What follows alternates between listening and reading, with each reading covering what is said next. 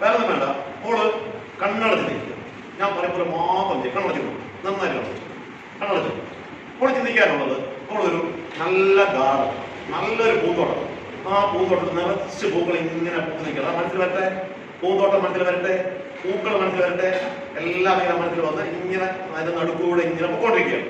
പൊക്കൊണ്ട് നോക്കുമ്പോൾ മോളെ കണ്ടില്ല, നമുക്ക് ഇഷ്ടപ്പെട്ട ഒരു പൂ ശ്രദ്ധയപ്പെടും, നല്ലൊരു പൂ ശ്രദ്ധയപ്പെടും. ആ പൂ മോള് എല്ലാ കൈ കൊണ്ട്, നല്ലൊരു കൈ കൊണ്ട് പറിച്ചെടുത്ത്, കൈ നീട്ടി മെല്ലാം പറിച്ചെടുക്കും. മനസ്സോടെ കണ്ട് പറിച്ചെടുത്ത് കയ്യിൽ വെച്ചു. ആ പൂ പറിച്ചെടുത്ത് കയ്യിൽ വെച്ചു. കൈ ഉള്ള കൈ നിവർത്തി പിടിച്ച് പറിച്ചിട്ട് ആ കൈക്കകത്ത് വെച്ചു. ഒരു കൈ കൊണ്ട് പൊത്തിപ്പിടിച്ച് നന്നായി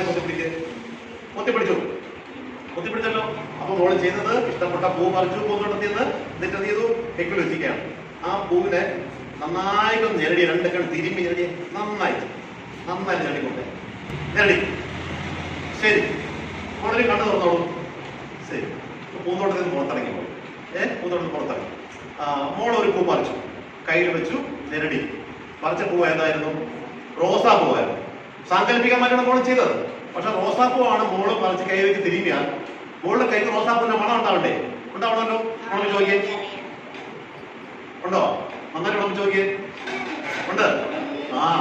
എഴുതോട്ടെ.